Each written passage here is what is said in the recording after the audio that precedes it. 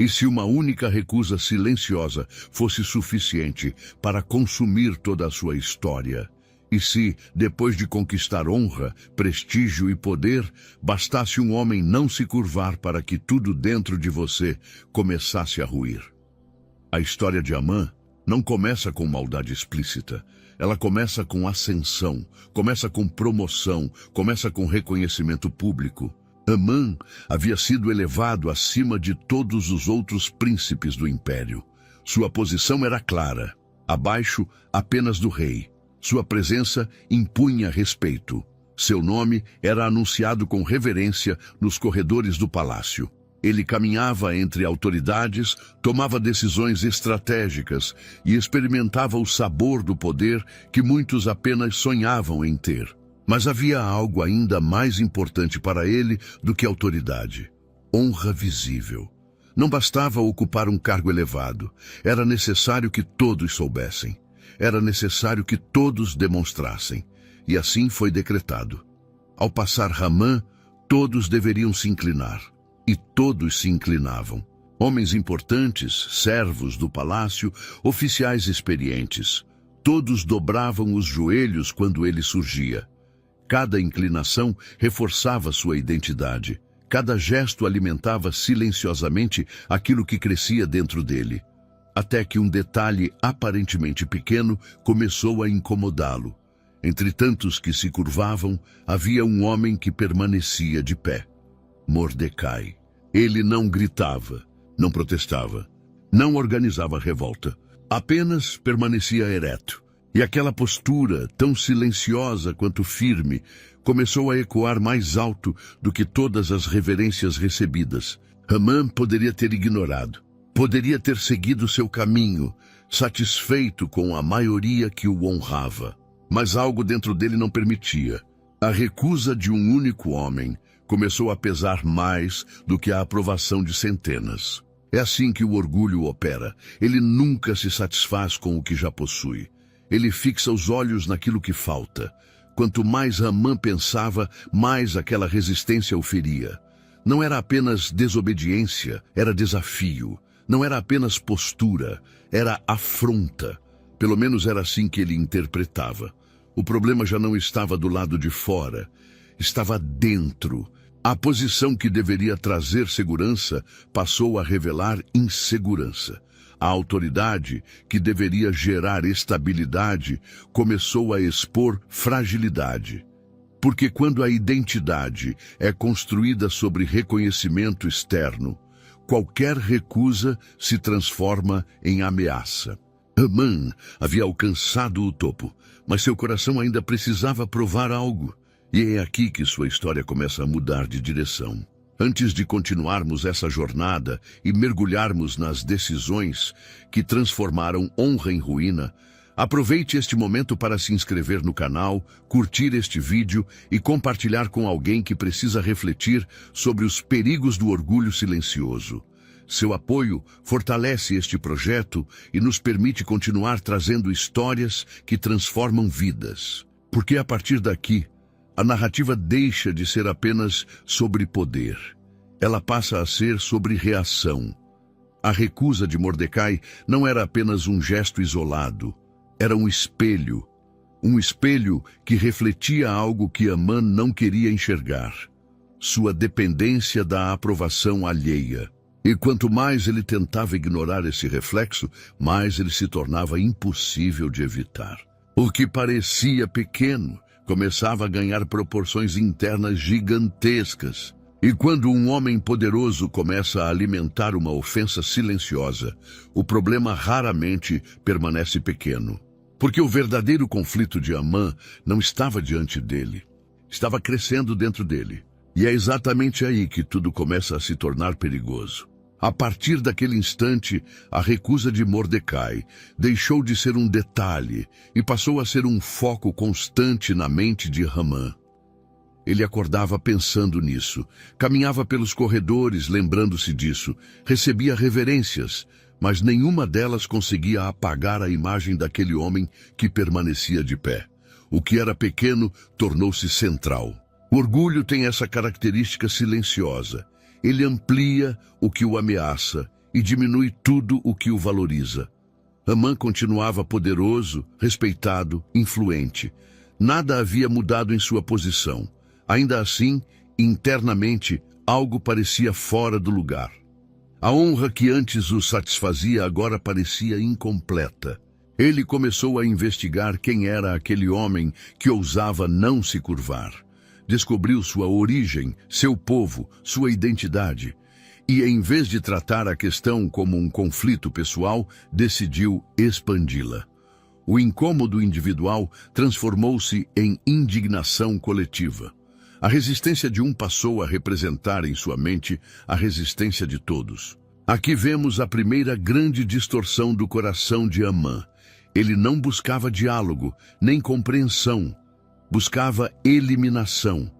Quando o orgulho se sente ameaçado, ele não procura reconciliação, procura supremacia. Amã poderia ter exercido maturidade, poderia ter ignorado, poderia ter refletido, poderia ter escolhido crescer, mas preferiu alimentar a ferida. E feridas alimentadas tornam-se convicções perigosas. A cada dia, sua decisão ganhava forma. Não bastava que Mordecai fosse punido, era necessário que sua influência desaparecesse completamente. Em sua lógica distorcida, a única forma de restaurar sua honra seria apagar qualquer possibilidade de afronta futura. Esse é o ponto em que o ressentimento deixa de ser emoção e se torna estratégia. Amã começou então a planejar cuidadosamente seu movimento. Ele sabia que precisava do apoio do rei. Sabia que não poderia agir impulsivamente. Precisava transformar sua irritação pessoal em argumento político. Precisava convencer o rei de que havia um problema maior em jogo. E assim fez. Ao apresentar sua proposta, não mencionou seu orgulho ferido. Não falou de sua necessidade de reconhecimento. Falou de um povo diferente, de costumes distintos, de leis que não se alinhavam totalmente ao império. Transformou uma questão íntima em ameaça administrativa. O rei ouviu e confiou. Sem perceber que estava sendo conduzido por uma narrativa construída sobre uma emoção mal resolvida, o rei concedeu autoridade para que Ramã executasse seu plano. Um decreto começou a tomar forma. Uma decisão que afetaria milhares nasceu de um sentimento não tratado. Amã sentiu alívio. Finalmente, acreditava que sua honra seria restaurada. Finalmente, pensava que o incômodo seria eliminado. Mas o que ele não percebia é que sua escolha revelava algo mais profundo. Sua identidade dependia da submissão dos outros. Quando alguém precisa que todos se curvem para se sentir forte, na verdade, está demonstrando fraqueza. O orgulho de Ramã não era força, era fragilidade mascarada de autoridade. E enquanto o decreto se espalhava pelo império, algo ainda mais silencioso começava a se mover nos bastidores da história. Porque decisões tomadas a partir do ego raramente permanecem sem resposta. Ramã acreditava estar no controle absoluto, mas a mesma determinação que ele usou para ampliar uma ofensa estava preparando o cenário para algo que ele jamais imaginou enfrentar. O ressentimento que começou como um incômodo pessoal agora havia se tornado um plano irreversível. E quando o orgulho cruza a linha entre emoção e ação, o retorno costuma ser inevitável. Com o decreto autorizado, Amã experimentou uma sensação perigosa, a de que seus sentimentos haviam sido legitimados pelo próprio trono. Agora não era apenas uma questão pessoal. Havia um selo real, uma assinatura oficial, um respaldo que transformava sua decisão em política de império. O que começou como ferida tornou-se lei. O poder tem a capacidade de ampliar aquilo que já existe dentro de alguém. Ele não cria intenções, ele revela motivações. E no caso de Amã, revelou uma habilidade estratégica impressionante. Ele sabia falar no momento certo, sabia escolher palavras que despertavam preocupação, sabia apresentar riscos de forma convincente. Sua abordagem ao rei foi calculada. Ele não mencionou nomes, não citou a ofensa, não expôs sua irritação. Em vez disso, descreveu um povo espalhado, com costumes distintos, que não seguia plenamente as leis do reino. Transformou diferença em ameaça. Transformou identidade em problema. Essa é uma das facetas mais sutis da manipulação. Apresentar interesses pessoais como se fossem interesses coletivos. O rei, acostumado a delegar responsabilidades administrativas, confiou. Entregou a Amã autoridade para agir conforme julgasse necessário. O anel real foi colocado em suas mãos. E com ele, a convicção de que estava no controle absoluto da situação. Mas controle externo não significa equilíbrio interno. Enquanto os mensageiros partiam para espalhar o decreto, Amã experimentava uma mistura de satisfação e inquietação. Satisfação por ter avançado. Inquietação porque, no fundo, sabia que tudo havia começado com um gesto simples. Um homem que permaneceu de pé. Mesmo assim, ele decidiu ignorar qualquer dúvida. O orgulho raramente admite questionamentos. Ele exige coerência com as próprias decisões, mesmo quando elas nascem de impulsos equivocados. A cidade recebeu a notícia com perplexidade. O impacto foi imediato. O que para Amã era resolução, para muitos era confusão. Mas ele não se permitiu refletir sobre isso. Seu foco estava fixado na restauração da própria honra. Aqui, a narrativa revela um contraste silencioso. Enquanto Amã celebrava sua influência, algo invisível começava a se organizar fora do alcance de sua percepção. A história não se movia apenas pelas mãos dele. Havia desdobramentos que ele não conseguia enxergar. Ainda assim, naquele momento, tudo parecia favorável. Ele tinha posição, autoridade, apoio do rei e um plano em andamento. Aos seus olhos, a resistência de Mordecai estava prestes a ser neutralizada definitivamente. O perigo do poder mal direcionado não está apenas na decisão tomada, mas na convicção de que não haverá consequências. Amã acreditava que o respaldo real tornava sua ação incontestável. Esqueceu-se de que nem toda a aprovação humana valida intenções interiores. Ao transformar ressentimento em política oficial, ele deu um passo além do retorno fácil. Agora, não era mais possível simplesmente recuar. Seu nome estava ligado ao decreto. Sua reputação estava amarrada à execução do plano. E enquanto caminhava pelos corredores do palácio com a segurança de quem acredita ter vencido, não percebia que a mesma estrutura de poder que o sustentava poderia, em algum momento, confrontá-lo. O homem que buscava garantir sua honra começava a entrelaçar seu destino às próprias escolhas. E quando poder e orgulho caminham juntos, sem reflexão, a queda costuma ser silenciosamente preparada.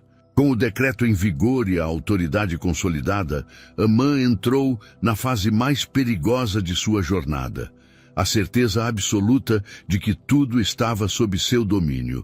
Não havia mais dúvidas aparentes. Ele havia transformado uma afronta pessoal em decisão imperial. Agora, restava apenas aguardar o cumprimento daquilo que ele mesmo arquitetara. E enquanto esperava, celebrou.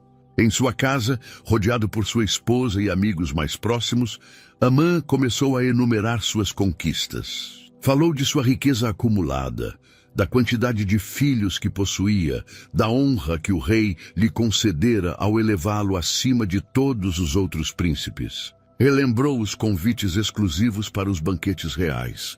Destacou como apenas ele fora chamado além do rei para compartilhar momentos reservados com a rainha. Era um inventário de sucesso.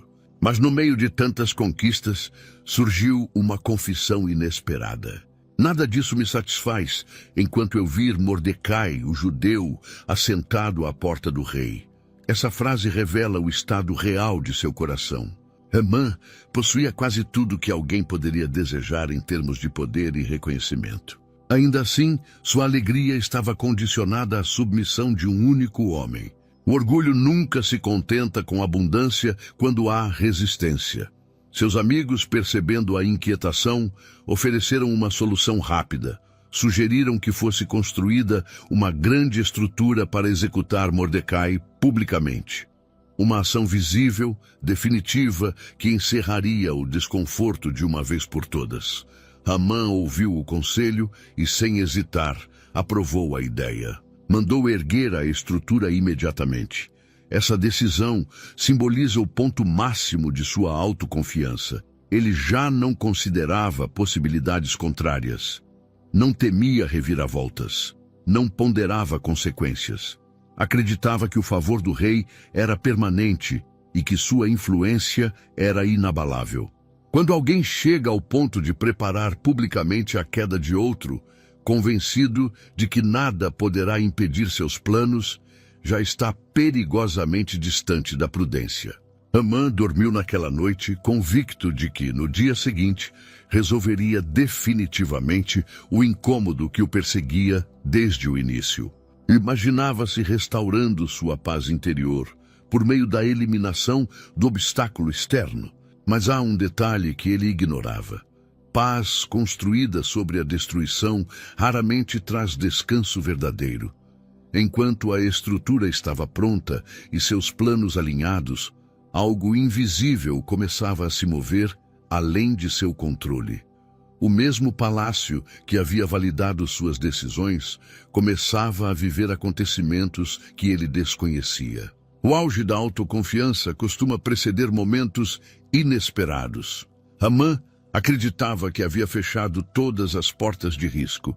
Esqueceu-se de que a história não pertence apenas aos estrategistas mais habilidosos. Existem fatores que não se negociam, circunstâncias que não se manipulam e tempos que não se controlam. Aquela noite, que ele imaginava ser apenas mais um passo rumo à consolidação de sua honra, estava prestes a se tornar o ponto de virada. Porque quando alguém constrói um plano baseado exclusivamente no próprio orgulho, cada detalhe começa a se alinhar não para confirmar sua vitória, mas para revelar sua vulnerabilidade. Hamã não percebia, mas sua celebração estava acontecendo à beira de uma inversão que mudaria completamente o rumo de sua trajetória. E o homem que acreditava ter tudo sob controle estava prestes a descobrir que controle absoluto é, muitas vezes, a maior das ilusões. Naquela mesma noite, enquanto Hamã dormia com a certeza de que o dia seguinte seria a confirmação de sua vitória, o palácio entrou em movimento por um motivo que parecia pequeno, mas carregava peso. O rei não conseguia dormir. E quando um rei desperta inquieto, decisões podem mudar, destinos podem se virar e planos aparentemente perfeitos podem começar a se desfazer. Para passar o tempo, ordenou que trouxessem o livro das crônicas do reino, um registro de acontecimentos, relatórios e fatos importantes. Páginas e mais páginas foram lidas diante dele, até que algo chamou sua atenção. Mordecai havia, em outro momento, impedido um atentado contra o rei, um ato de lealdade real, um serviço que preservou o trono. E ainda assim, Mordecai nunca fora recompensado. O rei, surpreendido, perguntou o que havia sido feito por ele. A resposta foi desconfortável. Nada. Ali, um novo foco nasceu no coração do rei. Um desejo de reparar o que estava pendente. E foi exatamente nesse momento que Hamã entrou no palácio. Ele vinha com uma intenção clara: pedir autorização para executar Mordecai. Ele vinha com o pedido pronto, o argumento pronto, a estrutura pronta. Em sua mente, era apenas a etapa final. Mas antes que Hamã pudesse abrir a boca, o rei perguntou: o que se deve fazer ao homem a quem o rei deseja honrar?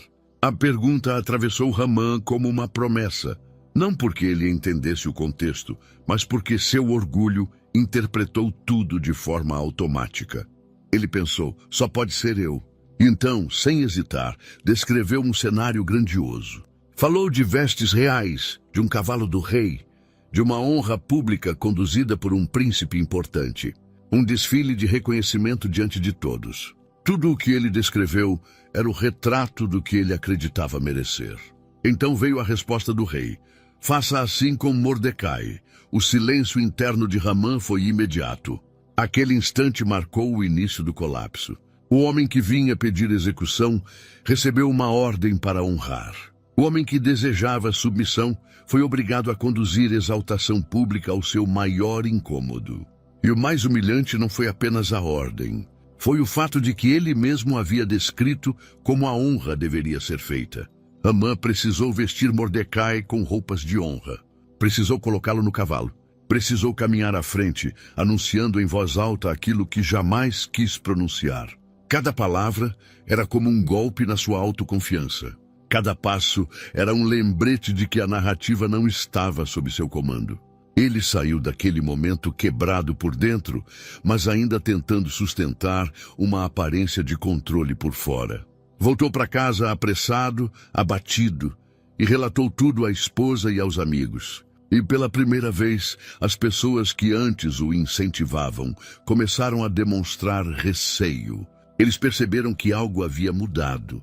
Quando a honra que você deseja cai sobre o outro, o orgulho começa a perder o chão. Hamã ainda não tinha entendido o tamanho do que estava acontecendo, mas já estava claro. Algo maior do que sua estratégia estava operando. O dia que ele imaginava ser o da execução de Mordecai se tornou o dia da exaltação pública do homem que ele odiava. E quando uma história começa a inverter seus papéis, a queda não costuma demorar. Hamã ainda tinha influência, ainda tinha espaço, ainda tinha acesso, mas por dentro, sua segurança já havia sido rachada. E rachaduras internas são o começo de um desmoronamento inevitável. Depois daquele dia humilhante, Hamã ainda tentou manter a compostura. Ainda participou do banquete preparado pela rainha. Ainda se sentou à mesa como alguém influente. Exteriormente, nada parecia ter mudado de forma definitiva. Mas por dentro, sua segurança já não era a mesma. O homem que se via invencível começava a sentir o peso da instabilidade. No segundo banquete, o rei, satisfeito com a presença da rainha, perguntou qual era o seu pedido. O ambiente era de intimidade, de confiança, de favor. Hamã, provavelmente, acreditava que tudo poderia ser ajustado ali. Talvez ainda pensasse que sua posição o protegeria. Então a revelação veio. A rainha expôs o plano que havia sido decretado. Falou sobre uma ameaça contra seu povo. Falou sobre um decreto de destruição. Falou sobre o responsável por arquitetar aquela decisão. E apontou para Hamã. O silêncio que se seguiu foi diferente de todos os outros. Não era o silêncio do orgulho ferido. Era o silêncio da exposição. Aquilo que ele construiu nos bastidores agora estava diante do trono. O rei levantou-se perturbado. Não era apenas uma questão política, tornara-se pessoal. A confiança havia sido usada como ferramenta para promover uma decisão motivada por ressentimento. Hamã percebeu, naquele instante, que o controle havia escapado completamente de suas mãos. Tentou se aproximar da rainha em desespero, buscando algum tipo de intercessão. Mas o movimento foi mal interpretado. O cenário já estava definido. O homem que manipulou narrativas agora estava preso a elas.